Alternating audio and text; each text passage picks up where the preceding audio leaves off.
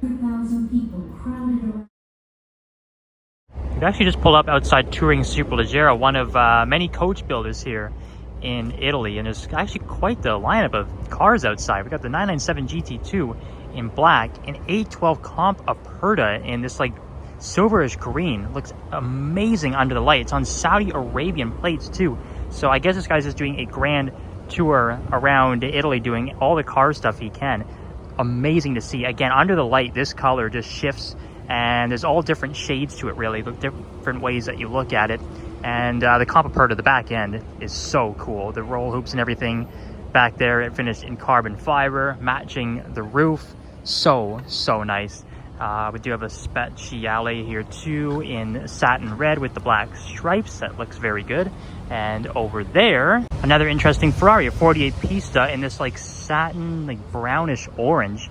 Really interesting. And that silver stripe, I think it's factory paint, because there is a silver stripe that goes through the seats as well. So some really cool and interesting spec Ferraris. And there is the Gumper Apollo we saw back at Lake Como. It has followed us here to touring Superleggera, where inside that building they are constructing some pretty interesting cars. So but outside, quite the display here. Good morning, everybody. Welcome back to Six Cars. So we have wrapped up a crazy weekend in Como. I just cannot believe all the amazing cars we saw, and just just the setting, everything was just incredible. Now we are still in Italy, the last day here, so we are going to check out a couple of museums, and the one we're at right now, we're just walking towards, is Alfa Romeo. Now I've heard some really good things about this museum. There's some amazing like hidden cars, classic race cars, pretty much any like cool special car from Alfa Romeo's history is in this museum. So I'm looking forward to checking it out, and we're going to do that right now. So if you haven't already, after all the amazing videos we've had so far, be sure to hit subscribe, like, comment, and share.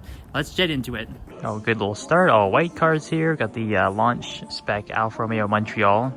It launched in Montreal, actually. That's why it has that name in the first place. So kind of cool. There's one of my favorites right there, 8C Spider. Again, this is the prototype version. So interestingly enough, pointed to us by Drive with Roy there, look at that. They had to actually break the mesh grille to get at the tow hook, which is a little bizarre. But either way, this is one of the nicest cars ever made. In terms of design, I don't even think you can go wrong with the coupe or the Spider. Either one is just beautiful and not too expensive right now. So I think a good bargain buy. So obviously it is a very old brand, so there are some very old cars, well over 100 years old. It's old Mille Miglia race cars.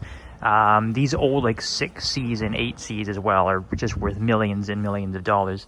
And some of the nicest design cars you will ever see. As I mentioned with the 8C, that is sort of Alfa Romeo's thing, is making incredibly beautiful cars. It's like rolling art.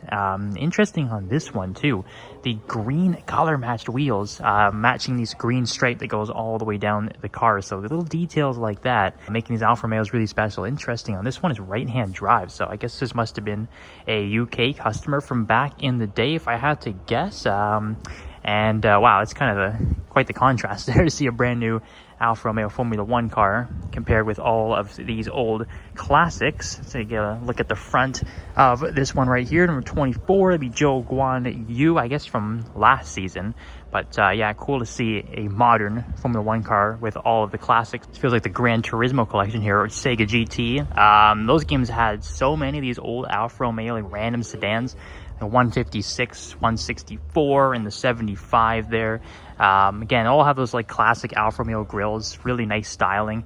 And then there's the 8C Coupe. Again, one of the nicest cars ever built of any era, all time, like bar none. This is never going to change for me. It will always be one of the best. I think I would take the Coupe over the Spider personally. I just love the lines, and the red is the iconic color too. It's so good looking.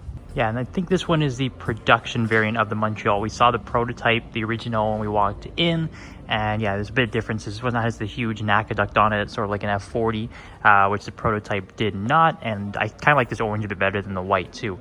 And just a couple more sedans, two Alfa Sud and the Alfetta. And then I think the section downstairs has a lot of cool concepts and race cars. So let's go down there. Yeah, so here's what we really wanted to see here at these kinds of museums is the weird, quirky concept cars you're not going to see anywhere else. You have a 1996 Nuvola. I've not even seen a picture of this one before. It's quite interesting. It has that classic Alfa Romeo style grille, but it has almost like TVR style headlights where everything's just sort of cut in, like, just looks like they're shaped like eggs, to be honest with you.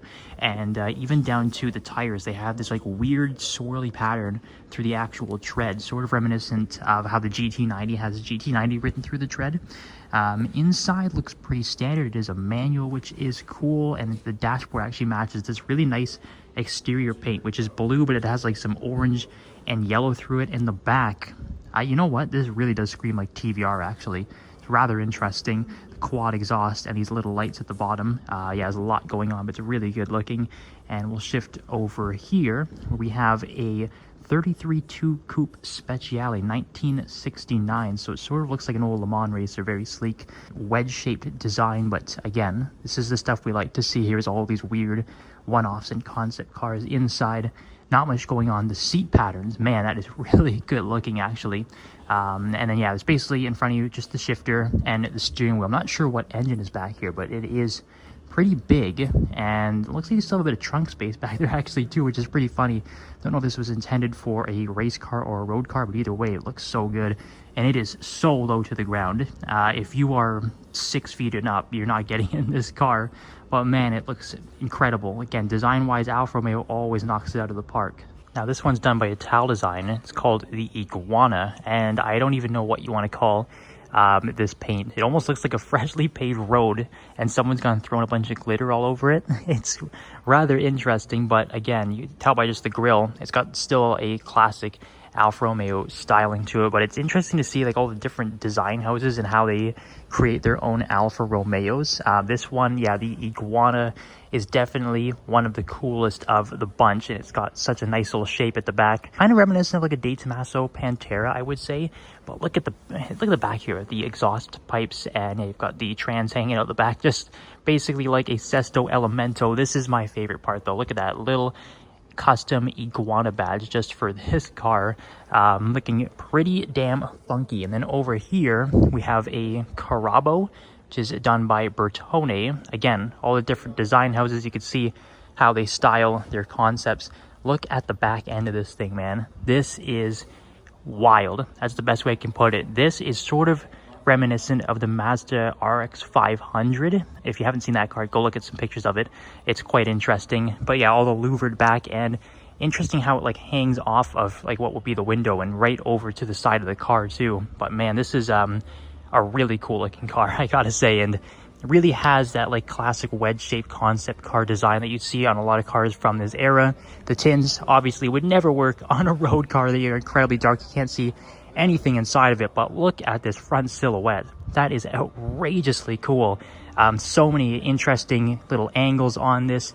Again, the ventilated hood, and I'm assuming this is pop-up headlights as well. But man, that is just absolutely wild looking. This or the Iguana, that's a tough pick, ladies and gentlemen. This, I don't even know what to make of something like this. 1913 4060 HP Aerodynamica. Obviously some sort of weird design concept study to test things, but this looks like something out of Harry Potter. It's the best way I could put it. Lanterns for headlights. You can tell this is well over 100 years old. And all of these weird circular lights, almost like you're sitting in a submarine. For some reason, the steering wheel is so far behind the front of the car, which is a little bizarre. Looks like wooden wheels too. And just at the other end of this room, this one is really interesting. It's a 1952 Disco Volante, as you can see by the sign on the ground there. But if you guys aren't familiar, they did sort of make a newer Disco Volante. I believe it was based on the 8C.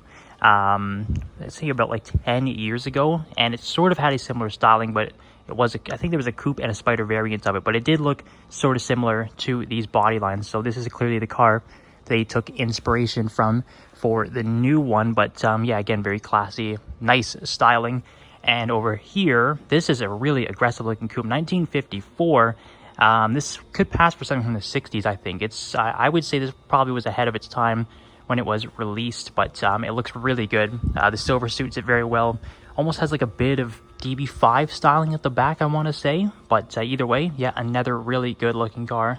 And the setting here is absolutely beautiful. It feels like you're in like a showroom in a video game or something, or maybe like a Gran Turismo Escapes location, but just so many incredible cars lined up all throughout the different rooms here. We've got a Junior Z done by Zagato. Very nice looking car, actually. I love this green too. Really suits these classic Italian cars. We've got a very famous Giulia Sprint GTA, the Giulia Sprint GT. Before that, we've got a pretty significant Zagato car here too, with the Giulia TZ. Sort of looks like a 250 GTO, and you've got like active aero on the front there as well. As we continue down the aisle here, yeah, it's just really nice to see all the different designs and how much things have changed over the years, and how extravagant Alfa Romeo has gotten. Like this Giulia TI Super, which just looks like a very classic sedan. And then we look over here, the Giulietta SZ Coda Tronca. Someone can roast my Italian if that doesn't sound right, but again, just looking at how different all of these cars look. This is absolutely beautiful too. The Giulietta Sprint Speciale, it's a great like fastback design, late 50s, very good looking. Here's the 8C 2900B Lungo. Now I think this is like a $20 million car or something. We have seen these previously. I can't remember if it's a coupe or a Spider, but it has been at Pebble Beach Concourse. These are award winners basically in any part of the world. Yeah, it's very significant for Alfa Romeo. One of the coolest like classic car designs too, from like the 30s, that era as well. So the coachwork done by Touring Superleggera, and you can see like the origins of the classic Alfa Romeo grille there. But yeah, just a pretty beautiful looking car, and yeah, it's kind of easy to see why these would be worth so much money. Because yeah, it's very significant part of the history of cars in general, basically, not just Alfa Romeo. But there's a look at the back too. It's a very, very nice looking car. Okay, there's an old race car section here with, I mean old, like these are like pre-Formula 1 Grand Prix cars.